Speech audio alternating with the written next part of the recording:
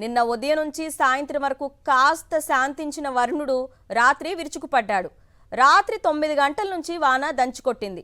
బంగాళాఖాతంలో ఏర్పడిన అల్పపీడనం కారణంగానే 2 తెలుగు రాష్ట్రాల్లో వానలు పడుతున్నట్లు అధికారులు చెప్తున్నారు. అల్పపీడన ప్రభావంతో విస్తారంగా వర్షాలు కురుస్తాయని వాతావరణ శాఖ అధికారులు తెలిపారు. తీరం వెంబడి గంటకు గరిష్టంగా 60 కిలోమీటర్ల వేగంతో బలమైన ఈదురుగాలులు వీస్తాయని, ఈ నెల 18 వరకు మత్స్యకారులను వేటకు వెళ్లొద్దని హెచ్చరించారు.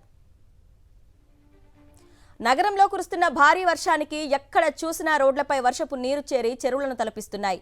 అల్విన్ కాలనీ డివిజన్ ఎల్లమ్మ బండ ప్రధాన రహదారి రేణుకా ఎల్లమ్మ దేవాలయం ముందు ఉన్న కల్వర్టుపై భారీగా వరద నీళ్లొచ్చి చేరడంతో వాహనదారులు తీవ్ర ఇబ్బందులకు పడుతున్నారు.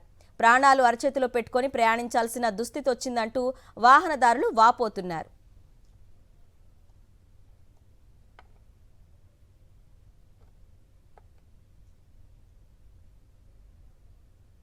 ఖమ్మం జిల్లా వైరా, కొనిజర్ల మండలాల్లో గత 2 రోజులుగా కురుస్తున్న భారీ వర్షాలకు వాగులు వంకలు పొంగిపొర్లుతున్నాయి.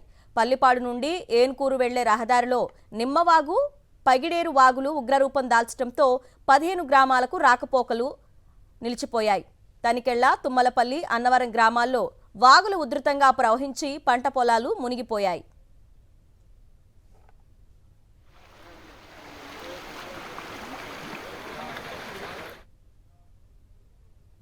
తాలిపేరు ప్రాజెక్టుకు ఎగువన ఉన్న ఛత్తీస్గఢ్ రాష్ట్రంలో కురిసిన వర్షాలకు ప్రాజెక్టులోకి వరద నీరొచ్చి చేరడంతో 4 గేట్లను ఎత్తారు.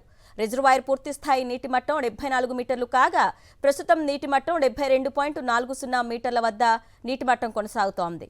4377 క్యూసెక్కుల ఇన్ఫ్లో వస్తుండగా 4750 క్యూసెక్కుల నీరు గోదావరిలోకి విడుదల చేస్తున్నారు ఇరిగేషన్ అధికారులు.